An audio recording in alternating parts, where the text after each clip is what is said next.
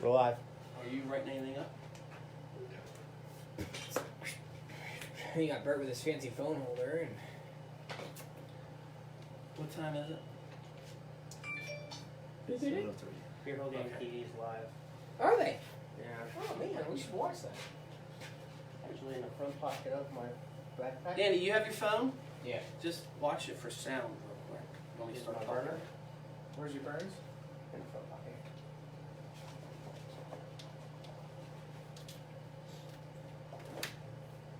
Which is my other phone short. Yeah, right there. In the box.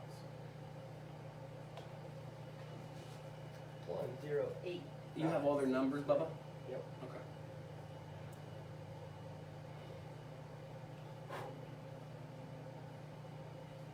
Jeff is.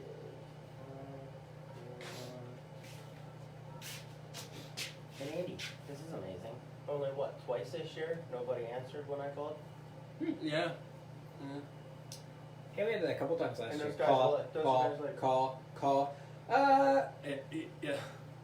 What do we do? Call the next guy. Call. Hey. So And then that guy that you called calls you. Are we muted, by the way?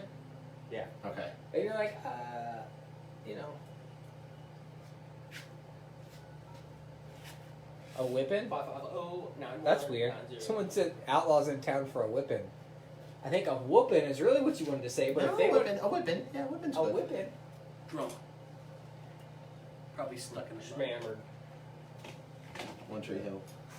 We're tilting him. Oh no. When you're done writing that up, we're gonna go.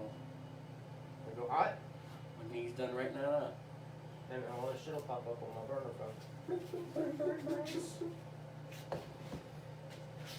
How many more weeks of racing is there? After then? A lot. Really? Yeah, fuck. We go all the way up to November. So like a whole nother month. And this is our first show back in 2 months. For a Thursday. Alright. You There's all that racing on during the week. Are you ready? How you gonna get? You gotta hold Still up. typing. Sponsors are gonna be mad. We're okay. Well, actually, we've been on site a lot. That's the shit of it. Hey, for a tough score of 50, does this mean we get the stage now? Yeah. I'll ask, probably, yeah, because they wouldn't have a band. All right, we're ready. I hate when we do it You on ready? the bleachers. I'm ready. Is it posted? It's posted. I'm sharing it out right now. You're at 70 people already. Oh, that number's gonna go up. 68. It's dropping. 66. Have to like Phil, that. here we go. bud. Ready? Bert, you ready? I'm ready. Okay. And. Good evening, everybody. Welcome to another great episode of PA Sprint Car Live right here on Bear Hill Gang TV.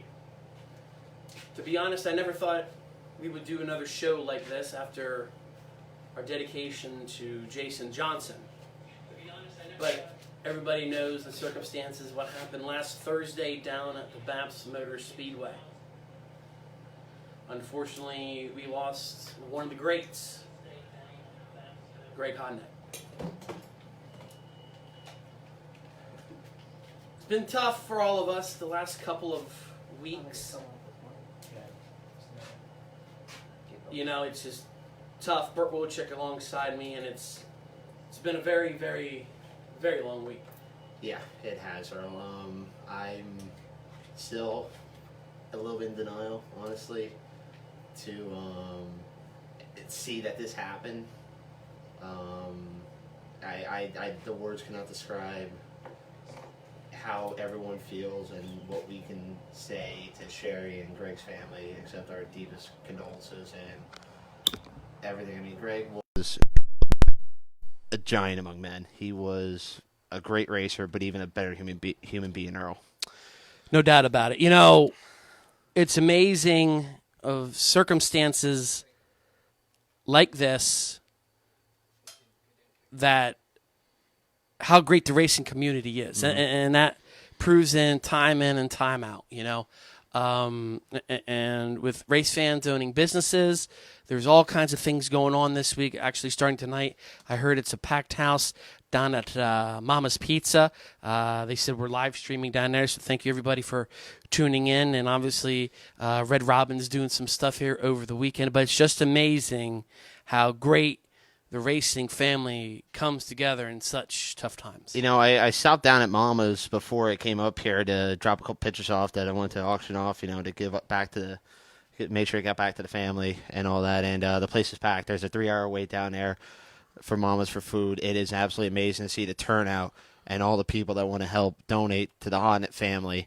And just even seeing some of the turnout from that great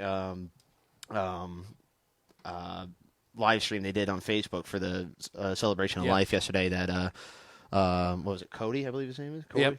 Cody from Vintage Sprint Car Photos did a great job with that yesterday for everyone that couldn't be there. It's amazing to see the turnout for the racing community. We saw it with Jason, and then now we're now we got the experience with our own. I really wish we never had to do this again, but it goes to show how strong the racing community is, and I think we're really flexing our muscle here this week, Earl. Yeah, no doubt about it. So, folks, you can see we have our Pepsi here. We'll be sipping on that. We have our Oreos here, and we normally cheers a beer. Double stuff, by the way. Yeah, we normally cheers a beer at the end of the night, but we'll be toasting to some Oreos, and we do have a great show on board here today. Jeff Swindell, he's going to join us here in just a little bit, and then the voice of the Port Royal Speedway, Shawn Brouse, and then the owner of the number 27, Mike Heffner, will come on at the end of the show. Yeah, that's a great lineup, and those are 3 people that know Greg very well or knew Greg very well. Jeff, I believe they were teammates back in the 90s, running together on the Outlaws, and then Shawn, just everything with Port Royal, and Mike Heffner, who has been just an absolutely outstanding car owner. Whenever that 27 pulled in, it don't matter if Hodnett was in the 12 car once he came into PA, or when he went to the Jimmy Sandy Klein 22 car or the John Tyrone 39. But whenever he came in, especially with that Heffner 27 car, he was a threat. It didn't matter what track he went to. Greg Hodnett was an absolute threat, no matter what. No matter what. No Absolutely. matter what. And that's another thing. He was there every single race. It didn't matter. It was a big race or not. Greg Hodnett was there. You can always count on at least. There's a couple cars you can count on that will always be there at a race. The 27 of Hodnett, the 24, and the 48. Those are 3 cars that you can count on being at every race. And now unfortunately, we lost one of those cars that will be there almost every race. Absolutely. Normally we have a third here, Justin Steiner. Unfortunately, he cannot make it. He is having some car trouble. But he does give, obviously, condolences and thoughts to the entire Hodnett family and the 27 Heffner Racing team. I want to go back to the Oreos here a second. I watched that video MRN did from a Port Royal with the whole with their pre-race show before the Bob Weicker Memorial. Made me laugh. Oh, my God, I was live. You guys don't know what we're talking about. There's 3 things in life that, Greg wasn't getting at the time. Pepsi, or good food, double stuffed Oreos, and sex. And then Sherry from Pennsylvania came on at Knoxville. Yeah. Then she, questioned Greg on what was his everything being satisfied now after he won on Thursday night at Knoxville. Yeah. That was Wednesday night. Sherry definitely took the show. That was funny. At Knoxville. It was just great. But, he was only 49 years old, folks. It's way too young.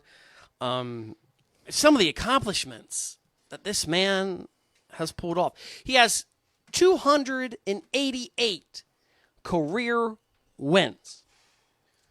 He had 4 wins this season. He won the National Open down at the Williams Grove Speedway. The Port Royal Speedway honored him this year for the Living Legends Dream Race. He has 22 Arctic Cat All-Star Circuit of Champions wins presented by Mobil 1. 21 World of Outlaw Craftsman Sprint Car Series wins. He was also, back in 1993, the rookie. He was the Rookie of the Year with the Outlaws. 6-time Thunder on the Hill champion. He also won the Grove Championship 5 times. Won the Speed Week Championship here in Central PA 5 times, and that's a feat in itself. Mm-hmm. He also has all kinds of other accolades to go on his tremendous career. He also just tremendous. Absolutely.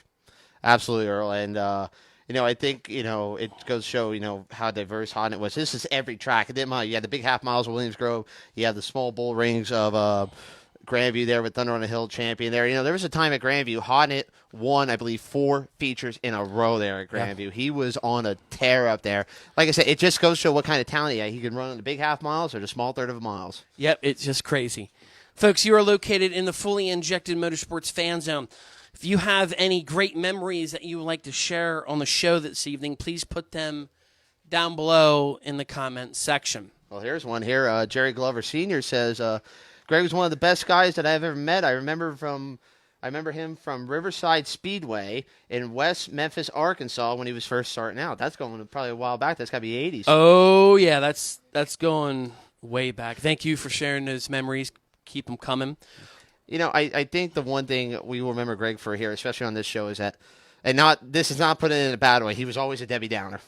Always a Debbie Downer. And when when we had him on the show, he even said that. Yeah, that was one of the funniest things ever. And, but he was always, not only great to us, great to all the media, great to, especially the fans, especially the kids, Greg always took time for the kids to sign autographs and, he was just that man that you want to be like, because, or a role model that you could get behind because of how good he was, but also how great of a person he was as well. Absolutely. Well, folks, we're going to take our first commercial break here of the evening. When we come back, we're going to have Jeff Swindell join us on the Moose's LZ Hotline. Stay tuned. Good evening, race fans. Derek Snyder here from Pace Performance. Pace Performance is your complete source for all of your automotive needs. The nation's leading retailer of Chevy performance parts is also home to thousands of aftermarket performance parts, regardless of your vehicle's manufacturer. Visit paceperformance.com to shop 24/7 and see the largest selection at one convenient location. And thank you for tuning in to Beer Hill Gang TV.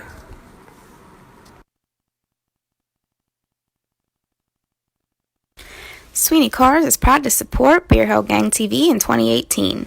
Stay tuned to find out who is Sweeney Cars Driver of the Week.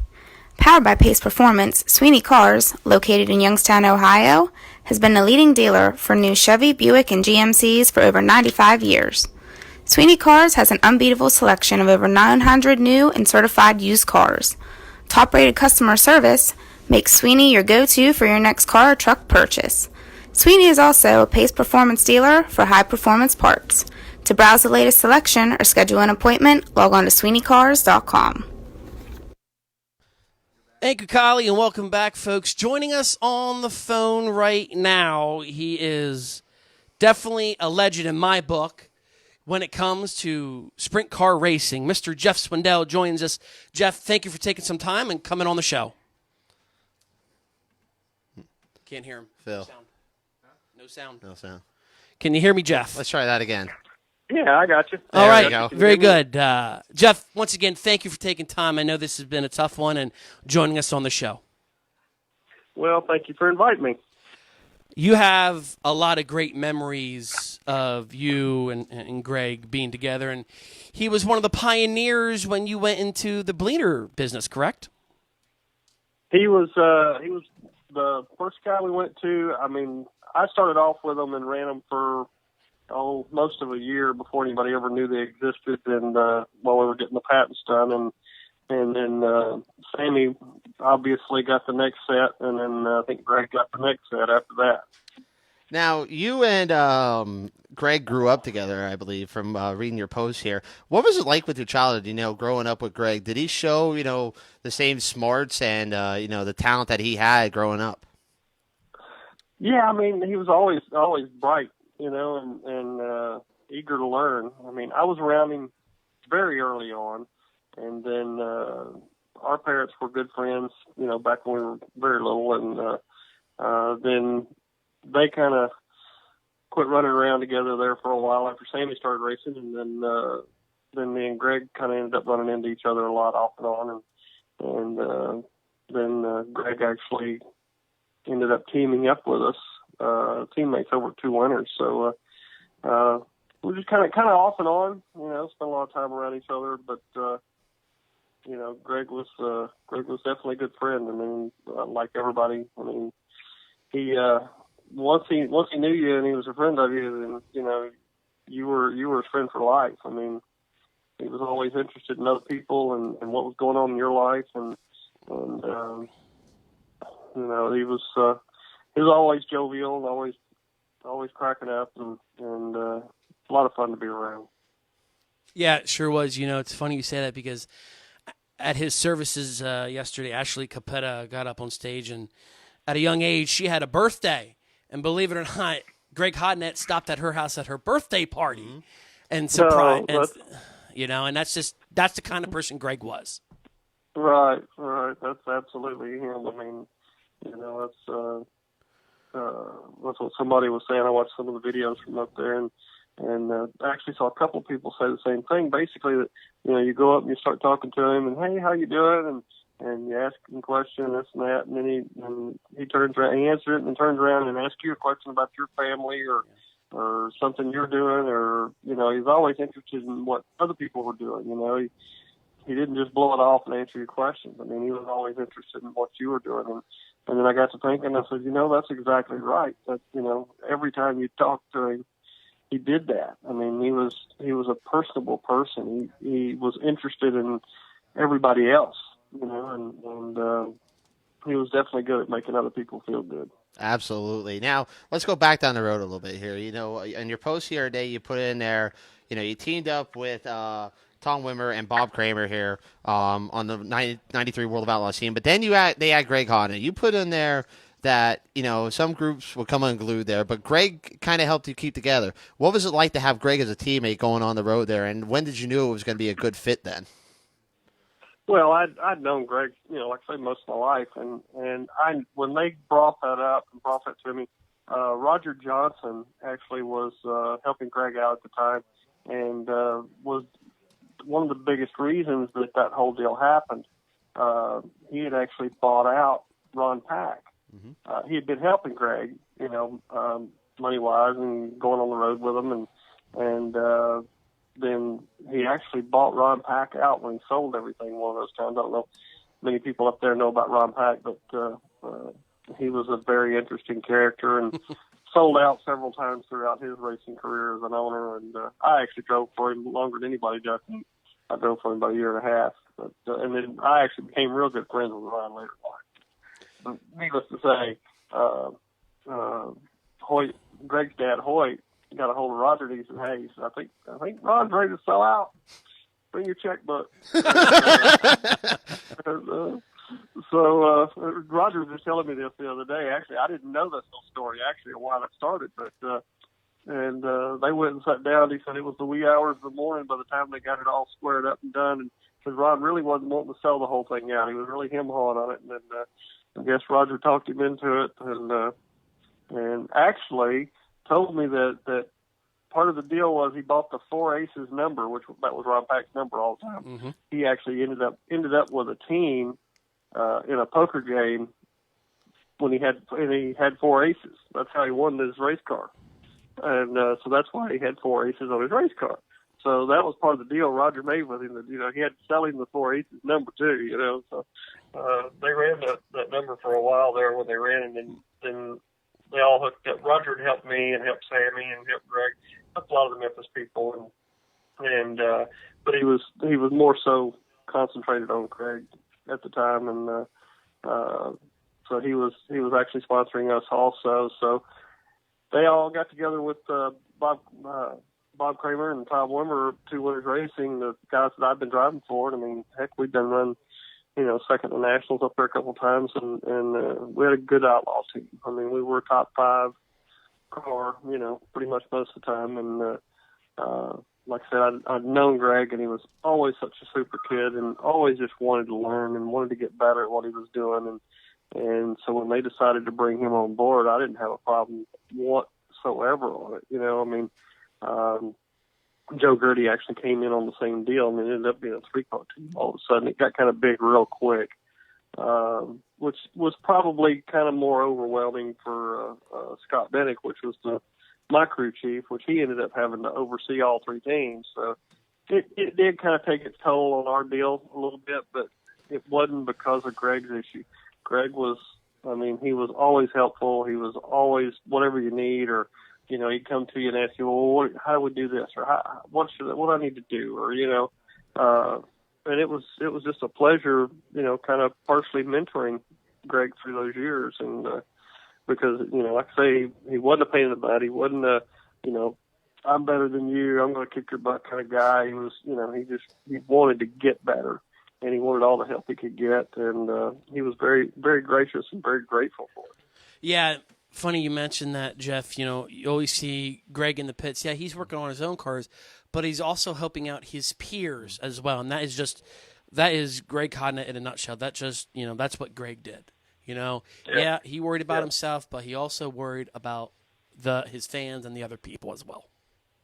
Yeah, well, no doubt about it. And I know, I didn't get to know Sherry very well, and his PA family, but all I've heard is just such good stories and things about what they did. And obviously, racing was just a small part of Greg's life, and it's the part we all know. But like I think Ryan Hand told me the other day, he said, I'd talk to Greg 4 or 5 times a day, but Greg would talk to Sherry, 10, 15 times a day. He said, and it didn't matter if it was a 2-second conversation or a 15-minute conversation. Every time he hung the phone up, he always hung up with, "I love you." And he said he never missed a time to say that. He said, I don't think I ever heard him not say that before he hung up with his wife. So, what a special relationship, and so lucky for him to find that. I mean, I believe I've got that in my life, but I know I'm not that good, I mean, that's just hard to do. We take things for granted a lot, and that's one thing Greg, I don't think, ever did. Nope, don't think he ever did. Real quick, Jeff, we have one of the biggest races on the East Coast this weekend, tomorrow night and Saturday at the Williams Grove Speedway. You have a lot of track time around that high-speed paperclip. You've been close many and many times there, especially when it comes to the National Open, and Greg Hodnett won the National Open. Just describe how tough it is to win that race. Oh, it's unbelievable. It's absolutely unbelievable. I mean, even back in our day, I got several seconds there. Yeah. At races there, outlaw races there. I mean, that's all I was on. Most of it was all outlaw races, which didn't make it easier yet. But, when you go to Pennsylvania, it's, you're dealing with the posse in the first place. So, you add that along with the outlaws, and that makes that a real tough cookie to crack.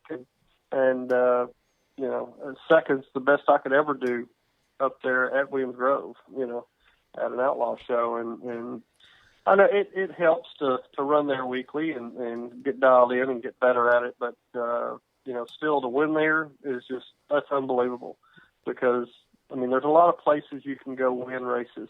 And I've won races just about everywhere in the country over my career at one point or another. But that's one place that I've never cracked. And it's just that's not easy to do. That's really not easy to do. Now, Jeff, I'm sure you've done this, with our sport. It's tough to do to get back into the car. What do you think will be going through some of these drivers' minds tomorrow night, when they strap back in the car then for a lot of these guys will be the first time they pushed off since last Thursday. What do you think will be going through their minds tomorrow night when we get back to racing? Oh, I mean, it'll be a flood of emotion. There's no doubt about it when you're idling around, pushing off. But, I mean, when the green flag drops, it's all over with. I mean, you forget about everything, until it's over with at least. And that's just what you got to do. And that's what we do. And we drive race cars for a living. And, I mean, I've been at the track before and have lost, competitors on the track and pretty much knew it happened, but had to get back in the car and finish the race. Kevin Grobrook was one of those. Probably the biggest one that struck me at the racetrack that was so hard to deal with, and it's not something you want to do, especially in the same night. But you just want to get in, just drive around, do whatever you got to do, and get off the track. I mean, that's pretty much what you got to do there. But I'm sure most all these guys will be wanting to win that race just in Greg's spirit. Yep. To be able to be the one that won that coming back right after Greg, that would mean a lot. I'm not running back there or anything, but I could see where that would be the motivation, and that's what Greg would want, and And had it been somebody else, Greg would have been right in there doing the same thing. And we all understand that. That's what we do. Anybody can pass away any day at any time. The older I get, the more people I know that you read about them in the obits, and it becomes more prominent. But I mean, Greg was definitely still a young man, but it still happens in everyday life to people our age and or younger than me, even now that I'm an old fart. But you got to live every day doing what you want to do and what makes your life full. And I know family and racing was what made Greg's life full, and that's where he ended up checking out, and that's when the good Lord called him home. Well, Jeff, we're here to celebrate Greg's life here tonight. We're not here to mourn it. We're here to celebrate it. Sensors are off tonight. Let's hear the best story you have with Greg that'll have us crying from laughter here. Do you have a story that is that good here? Well, probably one of the better ones, and I think I posted that, was the night we ran into him. We were all out on the town drinking one night and ran into Greg and his group with a whole bunch of us together. And they talked to us, saying, "Oh, yeah, we're going over here to this bar over here," and whatever the name of it was. I had never been there. It was in Memphis here, locally. And so we all go into this place. Okay, yeah, we'll go. We go in there, and it is one of the biggest headbanger music places you ever been into. People jumping up and down, straight up and down and banging their heads all over the place, and I'm just freaking out, just laughing my ass off at this. And next thing you know, Greg and them are out there on the dance floor and they're going nuts. I said, that is definitely not some place I need to be. It was entertaining to watch. That was Greg. I mean, you wouldn't expect that out of Greg, but that was Greg. It was he's off the wall crap. I mean, that was probably one of the funniest things I remember about Greg. That's great, Jeff. This has been a long week. I know you've been doing other interviews. Just like to thank you for taking time out of your week and coming on and joining us here on the show. And hopefully we can run back into you again here in Central PA in the near future. Well, I hope so. Hopefully we'll be getting back up there. I mean, we got a lot of customers up there, and try to make it up there every now and then. And the bigger business is doing great. And like I say, we got a lot of customers up there, and we do appreciate all that. And just very, very blessed with how that's taken off. So hopefully we'll get back up there pretty soon, and hopefully we'll get to talk to you next time on a better note. Absolutely. Definitely. Jeff, once again, thank you for coming on the show. We'll catch up with you in the near future. Thanks, guys. Y'all have a great one. Thanks, Thank Jeff. you. Bye. Jeff Swindell just getting off the phone here with us, folks. What you can do right now in the fully injected Motorsports Fan Zone is if you can give Jeff Swindell a good old thumbs up. And, man, he's had a rough week, but he's a soldier. He is. And that's one thing, we got to laugh. We got to have a little, try and have some fun remembering Greg, because Greg wouldn't want us to be down, Greg would want us, to be, laughing, having some good times. And like I said, that was funny, because I described Greg, because we were talking here before, and one of his favorite bands, and you would never thought, just looking at Greg, one of his favorite bands was Saliva. Yeah. Out of Memphis, exactly, Phil. Yeah, so there's hometown boys there. But still, you look at Greg Hodnett, you're thinking, Saliva's his favorite band? Yeah. It doesn't match up, but, it's just the way things goes. But, Jeff, I feel absolutely terrible for him, and we want to thank him for coming on the show. And that definitely, I think, is going to help us start healing here a little bit tonight. Absolutely. Well, folks, we're going to take another commercial break. When we come back, we're going to have the voice of the Port Royal Speedway, Shawn Brouse. Stay tuned.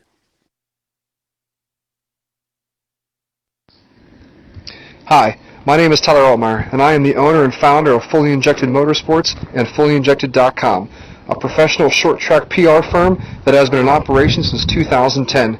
Headquartered in western Pennsylvania, Fully Injected Motorsports focuses primarily on providing professional-grade press to motorsports teams, racetracks, and organizations all throughout the country, keeping your fans and other racing enthusiasts up to date with breaking news, event schedules, and recent race results. Our original content and mass distribution service is sure to keep your sponsors, as well as your team's biggest supporters, in the loop and on track. For more information, contact us today at fullyinjected.com. Now, back to PA Sprint Car Live on Beer Hill Gang TV. Thank you, Tyler Altmeyer, and joining us on the show on the Moose's LZ hotline, Shawn Brouse. He is the voice of the Port Royal Speedway. Shawn, thank you for taking some time and joining us. Thanks, guys. I wish it was under different circumstances. Absolutely. You know, you've called many races up at Port Royal Speedway and other local Central PA tracks as well, and even crossed over borders and went into other states. You know, you went throughout the country as well. And I would like, if you can, if you still have it, you said a tremendous speech yesterday at the services, and I would like for you to share that if you still have that. Yeah, I'm looking at it now. I don't remember exactly how long it took, but I can go through it if that's what you guys would like. If you can do that, Shawn, that would be great, because when you wrote that up, I was crying, and it's just the way you said it, the way you wrote it, it's just tremendous. So if you can you just start whenever you're ready? Well, yesterday, of course, was a tremendous day, and Greg would never have believed all the people that came out. He never thought he was worthy.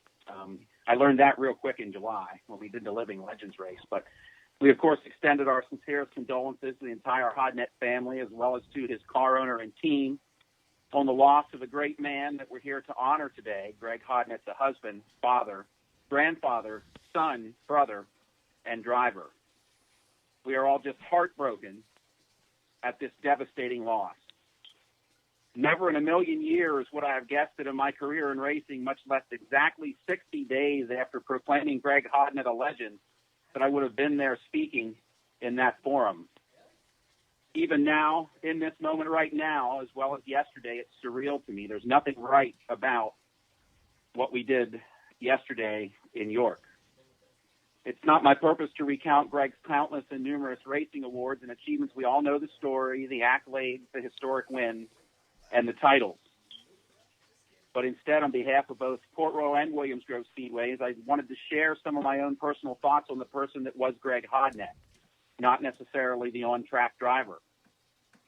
Like most of us here, my first real consistent exposure to the soon-to-be adopted member of the posse was during those whirlwind few weeks spanning late August into September in '98, when Greg and Lee Stauffer pounced on this area in the Apple car, mowing down competition at their first visit to some of these speedways on Greg's behalf, and picked up huge wins across the state. In the ensuing 20 years, my exposure to and interactions with Greg would become more frequent and ultimately become a regular occurrence, and I learned a lot about him. It's what I learned about Greg that led me to speak from the heart on Friday morning, almost 1 week ago now, as I prepared statements for both racetracks, noting that perhaps never before did we see, and never again will this racing-rich region see or experience, the combined level of skill, intelligence, and morality that was Greg Hodnett. In the 20 years that I've worked in this racing deal, filling various roles from print reporter to announcer and public relations director, never did I ever go to Greg and ask him for something that he was not totally willing to oblige me with and provide. And I can't say that about all my other experiences. Likewise, not once did he ever offend me, brush me off, treat my needs as insignificant, or act like my questions might have been unintelligent. And I can't say that about all my other experiences either. And if you understood how intelligent Greg was, which you quickly learned after talking with him for any amount of time on any subject, you understood how courteous and skilled he was in not making you feel somehow a lesser person.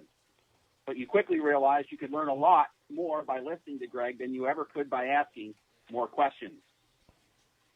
For that reason, more often than not, after Steve O'Neill and I took over Port Royal late in 2010, we'd call Greg for feedback about so many issues. How should we handle a rule? What would be a good format? What would be a good purse? Should we implement this technical spec? And if we did, how would it affect everyone? The list of things that Greg gave us guidance on, and grief as well once in a while, was long, but it was always met with the most respectful, well thought out, and measured advice that anyone could ever provide. Back in early July, I surprised Greg when I approached him before a Port Royal Speed Week race and asked him if he felt legendary, meaning was he ready to be declared a legend by our standards at the Dream Race later in the month. But I was the one that was in for the surprise, because to my alarm, although it shouldn't have been a surprise if I thought it through more, Greg said, no, not really. And I immediately did a double take as a flash of fear struck through me. Because I thought, what am I going to do? For over a year, O'Neill and I had agreed that Greg was going to be our next appointed legend. We were sure of it, and we wanted it. That's who we wanted to honor. We even planned with Mike Heffner 8 months earlier to arrange everybody's schedule at racetracks so Greg and Mike could both be there together. We never bothered to come up with a backup honoree. So Greg and I talked a little more about it as his mom, Jean, listened in, and I coaxed a little bit. And again, I said to him, so why don't you do it? And again, he said, no, if you can find somebody else, I'd rather you did. Then Mom got involved and slapped him on the leg. And thanks to a little bit of motherly encouragement and advice, he got his recognition and accolades on July 28th. And I'm so glad we did that for him now. It means as much to me in racing as anything I have ever done, and I truly mean that. You know, we do this for a reason, and this is why we do it, God forbid. And to have done that for Greg means more to me than anything I will ever do in racing. But that experience was so Greg Hodnett. He was so modest and unassuming and genuinely felt undeserving, and I should have expected nothing less. 8 years ago, after we took over Port Royal, it was no secret that the place was near to closing its doors, but we proceeded with the business of trying to keep it alive in 2011, and Greg was a supporter of our effort. He wanted to keep racing there. So one early season afternoon back in 2011, with threatening skies and rain on the radar, I'm thrashing around at the racetrack before gates open, and my phone rings. It's Greg Hodnett, and I'm thinking, oh, what we do wrong now? And I answer the phone, and it's Greg, and he says, hey, Shawn, I'm just calling to let you know we won't be up tonight to race because we looked at the weather, and we're going to have to go to Lincoln, and I apologize. He called me to apologize for not coming to race with us, and that wasn't the only time that he did that. See, Greg knew the business side. He knew it on the track and off. He knew that where he chose to race would benefit the track a few hundred people on a given night. And he knew the financial situation that Port Royal was in, and he felt bad about not coming to race and possibly hurting us while protecting his bottom line because he had to go where he felt the best chance was to earn a paycheck. I mean, the guy raced for a living, so he had to go where he could make a living. So now fast forward 8 years to just a few weeks ago, the afternoon of our now ill-fated attempt at getting the Tuscarora 50 in the books on schedule. As soon as I arrived at the track, I had to go directly to see Greg in the pits about an important matter. I wheeled up to the pits in my Jeep, parked right behind the car. There sat Greg, right hand and forearm, all encased and strung up in a soft cast, behind the wheel, firing an engine with rain spitting down all over us. And we talked in the rain, and I tried to address the issue I needed to discuss, but rather than worry about that, out of his mouth comes, so what's going to happen here? I think you really need to get out of this. I mean, I race for a living, and I want to get paid, but you guys can't do this. You can't take this kind of loss. An hour later, I walked up to him by pure happenstance on the midway, and he said the same exact thing again. Because Greg knew we were staring at half the state already covered in rain before the gates opened, as well as down the barrel of a $107,000 purse. But his first concern was for the viability of the racetrack.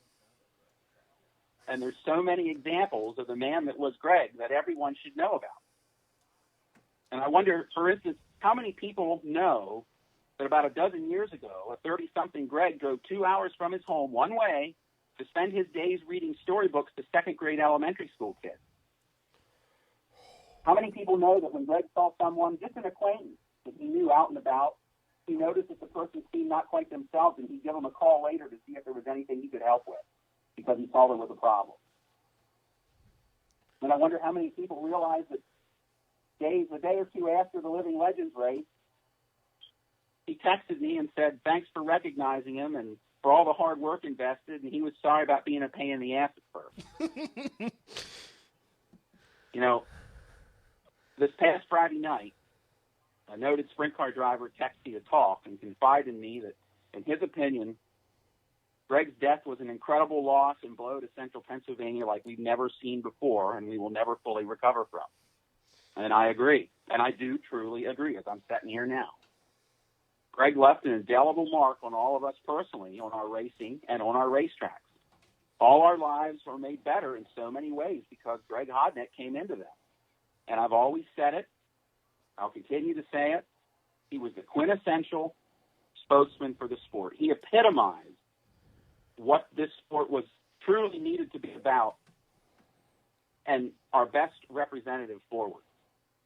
And never before did we see, and perhaps never again will this racing-rich region see or experience the combined level of skill, intelligence, morality that was Greg Hodnett. Greg had a level of style, skill, and poise as a person that he channeled into his personality both at and away from the track unlike any that I have ever known. 6 days before his accident, Greg tweeted his final post. He said, "Wishing my father in heaven a happy birthday. I sure do miss him. But now I'm sure that he isn't missing him anymore or his grandfather because those guys were a team and they grew up together. And I remember when Greg lost his dad, and I know how hard it was for him. But maybe someday, again, I'll be able to say we have a new race leader. It's Greg Hodnett. Because I sure wasn't ready to stop saying it now. Shawn, and I mean it. That's I can't imagine.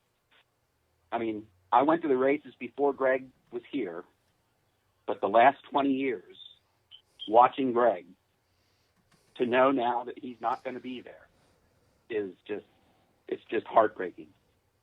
It's, you grow up at the races with someone that's a favorite when you're little.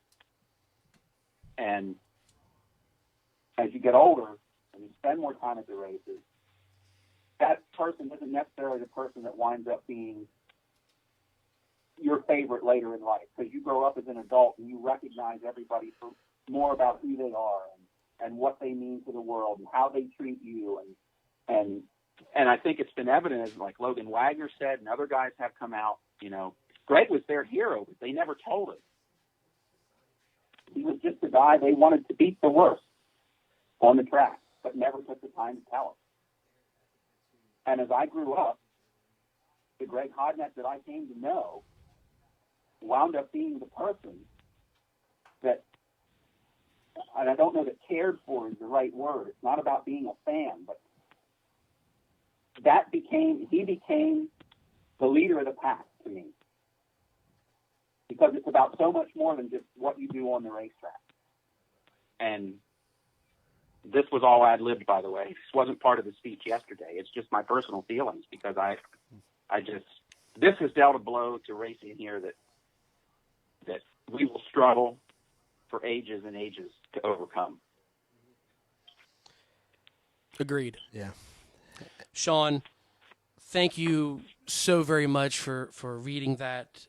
Everybody located in the Fully Injected Motorsports fan zone right now, let's give Shawn Brouse a big old thumbs up for that beautifully written and beautifully said speech. He said, it's just, you are right. This is one of the toughest blows in all of sprint car racing. Just don't know how we're truly going to recover, if we recover at all. But he would want us to go to the races tomorrow night. That's right. We will recover. Yes. We'll go to the races, and Greg would want us to go to the races. And, he'd have probably been pissed because last week got canceled. But he would have understood why. Yep. But he probably would have said, you need to keep racing. But the truth is, the race car drivers were saying, if you race, we can't race. That's how much this affected everyone. And not just PR people or fans, the drivers too. And it's a horrible, horrible tragedy that we forget can happen so quick. And if anything, Greg would want us to remember that you got to appreciate what you're doing every day. Sherry said yesterday they left in the morning on Thursday, and he told her, where you go, I go. Where I go, you go. And that was how they left Thursday morning.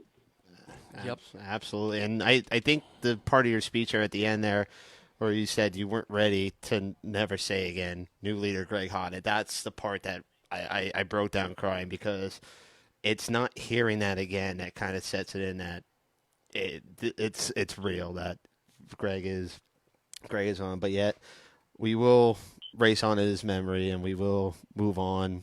And he would want us to. Absolutely. And he would not want everybody sitting around being sad, but he would understand. But he would want everybody to race, you know. Now, real quick, Shawn, I know you said that little story about the Tuscarora 50 this past year, but, you know, we're trying to enlighten this thing up a little bit. Do you have any funny stories that you remember from years past between you and Greg?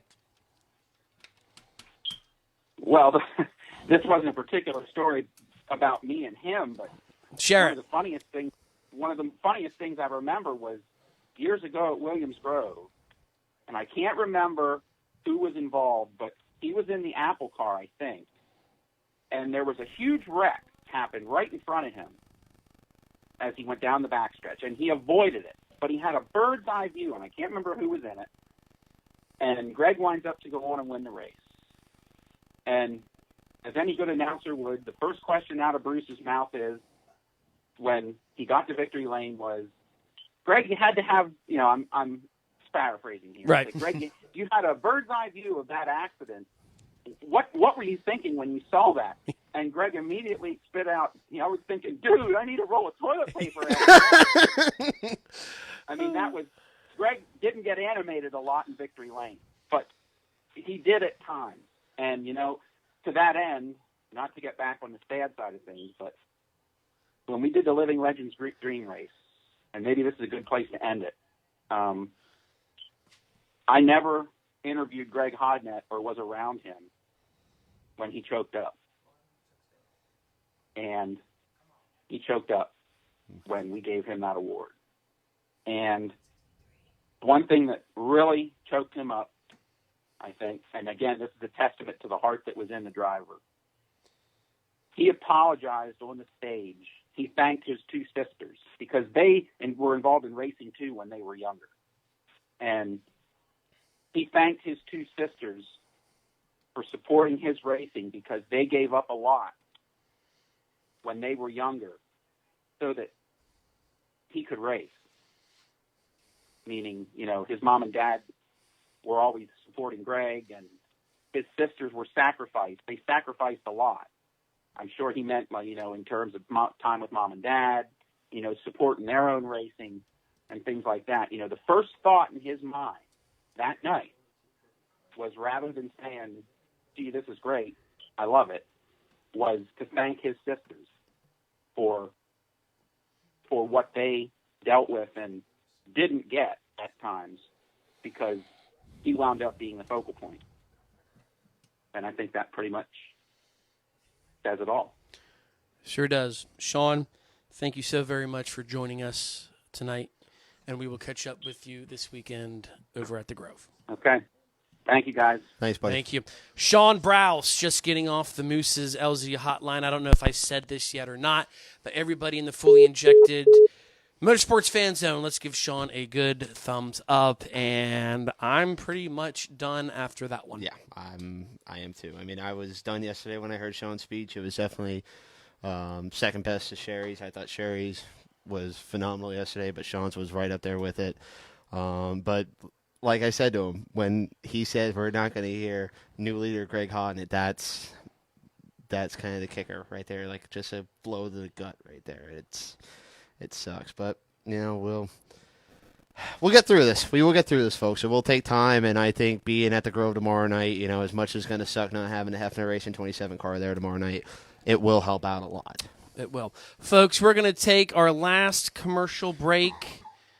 Maybe. When we come back, we're going to have the owner of the number 27, Mike Wagner. Stay tuned. Mike Heffner. It's Mike Heffner. Mike Heffner will join us. Stay tuned. Mike Wagner. Good evening, race fans. Derek Snyder here from Pace Performance. Pace Performance is your complete source for all of your automotive needs. The nation's leading retailer of Chevy performance parts is also home to thousands of aftermarket performance parts, regardless of your vehicle's manufacturer. Visit paceperformance.com to shop 24/7 and see the largest selection at one convenient location. And thank you for tuning in to Beer Hill Gang TV.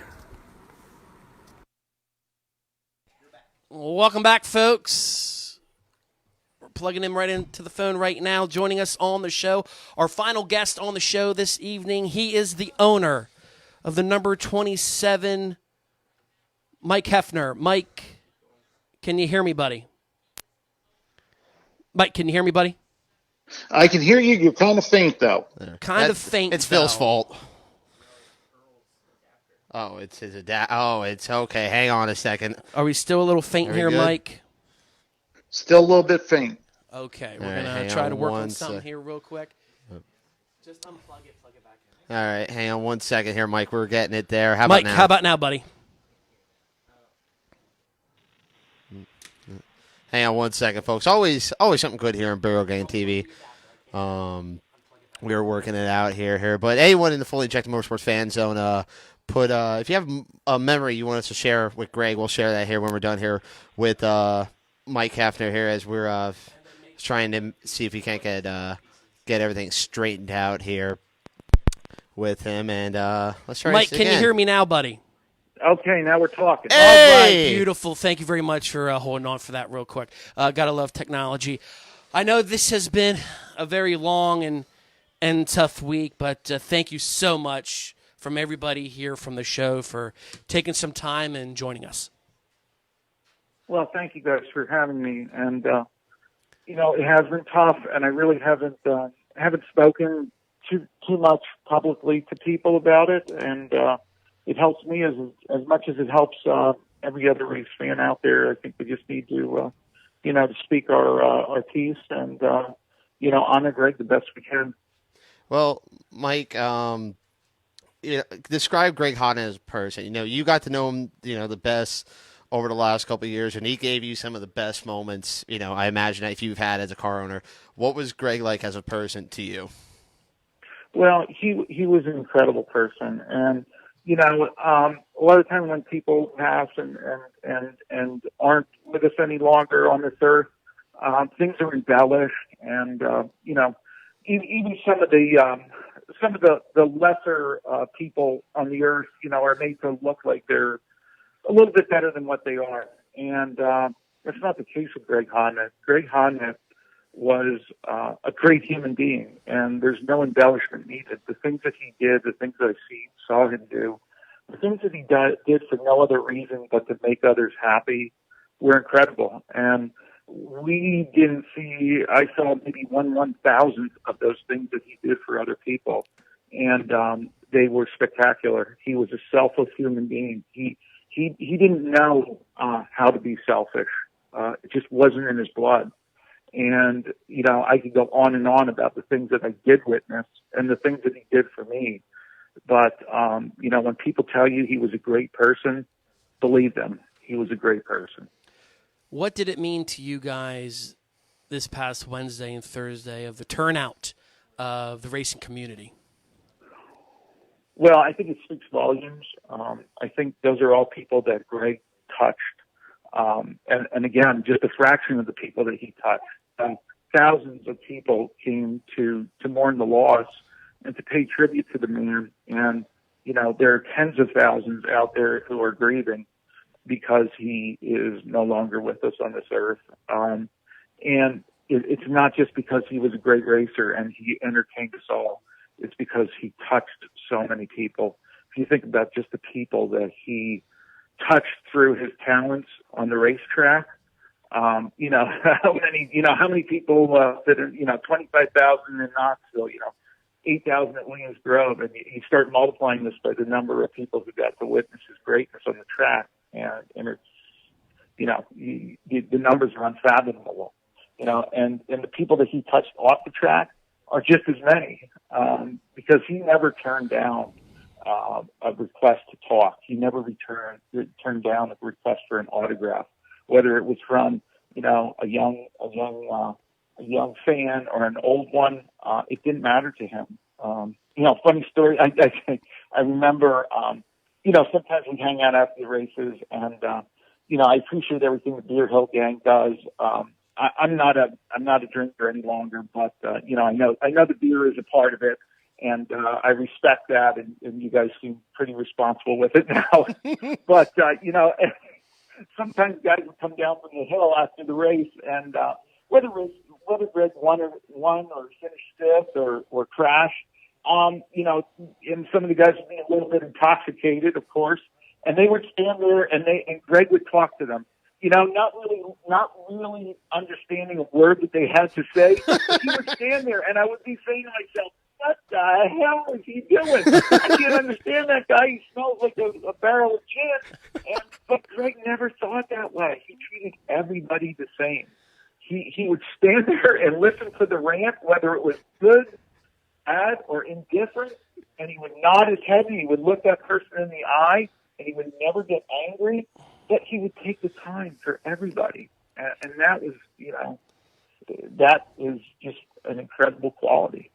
Well said. You've been around this sport for a very long time, and obviously as a car owner too, and you had a couple of drivers before Greg, come and go, and they were real good drivers. Why did you go with Greg Hodnett back in 2013? What made you pick this guy out? I always admired him. I've been fortunate enough, to work with some of the best drivers in the business. And, I always admired Greg. I'll tell you though, I didn't always like Greg. And you know why? Because I didn't know Greg. I didn't know Greg, the person. And he won too many damn races. He beat my car too many times. So I didn't really like him until I met him. But there was one time, a few years ago, I was in between drivers, and I didn't know John Trone at the time, but I always admired Greg's driving, even though it drove me nuts because he used to beat us all the time. But I always admired his style and his, everything, and his determination in the pit area. So I never really, John wasn't, I didn't know John well, but I heard that, maybe he was going to take a year off or something. So I got Greg's number from someone, I forget who, and I said, I'm going to give him a call just to ask, if he had plans for the following year. And I was scared to death because the only thing I knew of Greg Hodnett was he was fierce on the track, and whenever I saw him in the pit area, it's my fault because I never went up and talked to him because I was a little bit intimidated by him as a car owner. But I thought, oh boy, this is a tough call that I'm going to make here. He, what's he going to be like? And you know what? I called him, and there was this gentleman on the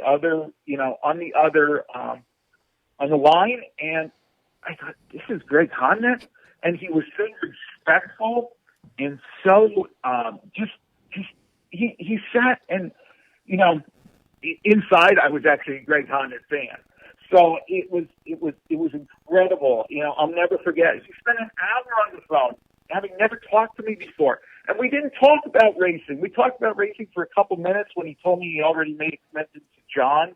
And he, obviously he was going to honor that because he was a very honorable man. Mm-hmm. And we just sit there and talked. And I told him I had a son. He asked about my son and asked about hobbies and things. And that's, from that moment on, I loved Greg Hodnett. Even though I think the following year I raced with, I think it was Lance. I thought this guy is cool, and this guy is the real deal here. And I realized why he always had that look of determination in the pit because he was so focused and he really cared what he was doing. And then when he came over, obviously I saw the much gentler side of Greg Hodnett, and the way he handled the people around him was spectacular. Mike, you bring that up here because we always had that story here. One of the first shows we did, we had Greg on, but we had Doug Esch beforehand, and Doug Esch was a wild child that night. He was going, I believe he told being normal Doug, basically. Yeah. But then the next guy we had Hodnett on, and the picture that was painted for me was just a guy sitting in his study, sitting on the chair with a pipe in his hand, sitting next to the fireplace. Just a proper gentleman. That was exactly the same picture you painted there. But you look at Greg on the track, and he's just like, he's just had that focused look, and I don't know how much of a better driver you could have gotten out of with him, Mike. No. As far as that, the driving was one thing. You couldn't have gotten better, and then the human being aspect was just absolute, triple layer of icing on the cake. like this triple filled Oreo. It was just, it was amazing. And even though, over the last year or two, we were struggling a little bit, Greg was digging harder than anybody. My whole team was working very hard, but, Greg was not the type of driver to just sit home all week and bring his helmet out to the track. He used to drive, 2 hours each way several times a week to come up to the shop and put in a 9-hour, 10-hour day at the shop and help Ryan out. And not a lot of people knew that either. I mean, there's just so many things that I wish, I wish everyone would know about Greg. And, hopefully the word is getting around. It's just a tough deal because, I should have spread that word when he was still here with us. And, but I think he didn't want it that way. He never wanted people to know how generous he was. When people talk about random acts of kindness, that is Greg personified, because he wanted to put a smile on people's face, and he didn't want them to know he did it. So that was Greg Hodnett also. So true of what you said right there. What a great human being he was. And not going to lie, it's going to be tough going to the Grove tomorrow, but we hope to see you there and the rest of the team there, and whatever happens, Mike. We're going to let you go. Thank you so very much for coming on our show, and just thank you for sharing memories and the kind words, sir. Well, thank you, guys, and I just want to remind everybody to come out, and support Williams Grove and tribute to Greg this weekend, because, I really want people to rally around the family. Many of the family members are going to be there, and, I just think it's important that for some people to heal or to start healing, that they come out and let's celebrate and pay tribute to a great man. Here. Absolutely. Thank you, Mike, once again for coming on the show, guys. and we will see you tomorrow night at Williams Grove. Yep. See you, bud. See you then. Bye. Thank you. Mike Heffner, you know what to do, folks. Let's all give him a thumbs up right now. We're going to – go ahead. Mike Heffner kind of reminds me a little bit of a Greg Hodnett. He has that – that's the first time I ever got a chance to talk with Mr. Heffner there, and he kind of reminds me of, Greg a little bit. Had an intimidating look when he's at the track there, but then when you get off the phone, such a gentleman. Absolutely such a gentleman. So, Mike, thank you so much for coming on. Definitely, Greg was probably one of, if not the greatest driver he had in that car. Well, folks, I know I said we already played our last commercial prior to this, but we're going to play one more commercial break, and then we're going to end the show in a big way. So make sure you stay tuned. We'll be back. Sweeney Cars is proud to support Beer Hill Gang TV in 2018. Stay tuned to find out who is Sweeney Cars Driver of the Week. Powered by Pace Performance, Sweeney Cars, located in Youngstown, Ohio, has been the leading dealer for new Chevy, Buick, and GMCs for over 95 years. Sweeney Cars has an unbeatable selection of over 900 new and certified used cars. Top-rated customer service makes Sweeney your go-to for your next car or truck purchase. Sweeney is also a Pace Performance dealer for high-performance parts. To browse the latest selection or schedule an appointment, log on to SweeneyCars.com. We are back, folks. And as you can see, we have our Pepsi. We've been sipping on that the whole show. And we cracked open the double stuffed Oreos, one of Greg's favorite snacks. But before we light the candle, we're going to share some personal memories that we have of Greg. And I'll start off, if you don't mind. Go for it. I've been around this sport 29 years. I'm only 29 years old. And I remember Greg when he was in, the blue number 8 in the Keeley car. But that's long ago. What I'm going to talk about is when I first started Bear Hill Gang TV 3 years ago. Greg Hodnett was one of my very first interviews. That was before we actually had our Thursday night show. When I started this whole thing, I went out to Knoxville, Iowa, and just figured I would grab a phone, grab a microphone, and do some driver interviews for fans that were unable to be at the Nationals that year. Well, unbelievably, it took off like wildfire, and I woke up in the hotel room saying, hey, here is a Facebook page. We like what you're doing. We're going to dedicate this whole Facebook page to your interviews and do whatever you want with it. So I proceeded to do that. And out at Knoxville, Greg Hodnett was one of my very first interviews. Now, me, I have no media background, a little bit of production, but I'm not in the press. I'm not that kind of person. But I have the gift of gab, is what people say, and I raced when I was younger as well. And I know how to approach drivers, regardless if it's good or bad times. So I proceeded to go over to Greg Hodnett, first driver interview I ever did, and I waited till he got done with signing autographs and talking to other people, and I went up and introduced myself, and as you know, Greg, I'm Earl, back home. I'd like to do an interview with you for all the fans back in Central PA, and he just said, you know what, let's do this. Let's show these people at home what Knoxville is all about, and the rest is history. Absolutely. And I like to thank Greg right now for being one of my very first interviews. I think my fondest memory of Greg was Justin and I. We were at the Natty Open. I think it was one of the first nights. I think Greg ran not the Natty Open, Summer Nationals, and Greg ran second to Lance. And we went over. We were talking with Greg and Sherry a little bit, and we asked him. So Greg, he looks over there. He's like, "So Greg, how does it make you feel over there?" And just with that, that serious look on his face, he goes, "I'm pissed off." And then with that, he just brings that little smile out with a wink behind it. That's the kind of great man Greg was. And I will remember too, after I've been watching this interview a little bit the past couple days, after he won the 360 race at Port Royal last year on the makeup for the Weichert Memorial, and just the relief on his face to get a win.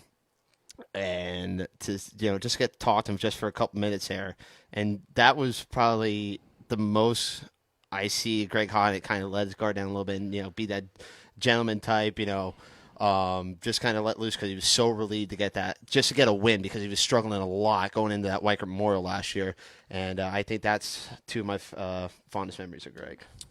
Well, definitely class act, but folks, we're gonna take our double stuffed Oreos. Soda cookies. Normally, we end the show by cracking open a couple beers and cheersing to your fans. But we're going to take this double stuffed Oreo. We're going to toast it. This goes out to Greg Hodnett, Sherry Hodnett, and the entire number 27 team.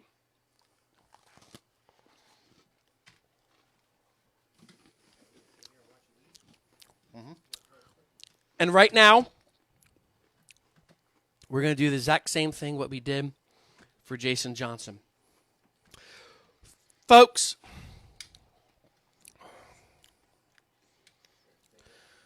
remember, turn off the light. There's heroes and there's legends. Heroes get remembered and legends never die. Thank you, Greg, for the memories. Greg Hodnett, driver out of Memphis, Tennessee. My name is Greg Hodnett. I'm from Memphis, Tennessee. I drive the Work in America number V12 sprint car on the World of Outlaw circuit.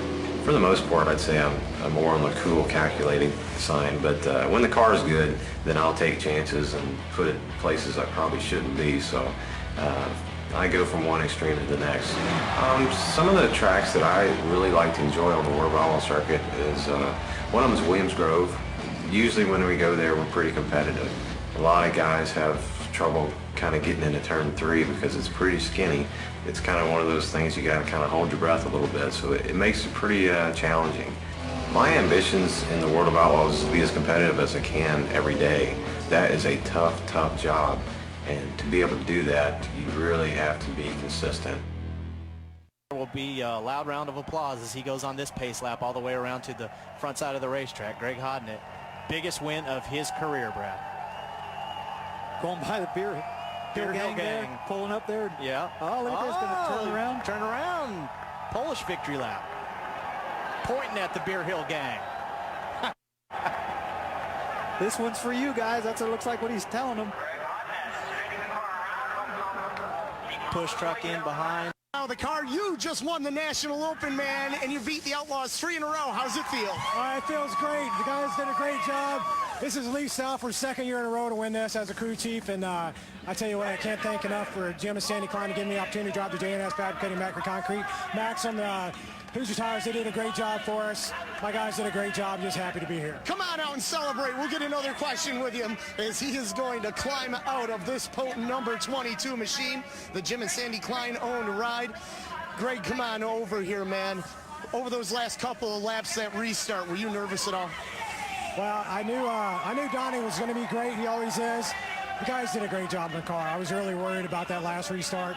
The guy said I did a nice job of kind of holding the bottom there, so we're just going to figure out if he was good enough to go around, he was going to go around. But fortunately for us, it worked out for us, and we're standing here in victory lane with you. Yeah, that's right, man. $50,000. Great reasons to smile, guys. Greg Hodnett wins.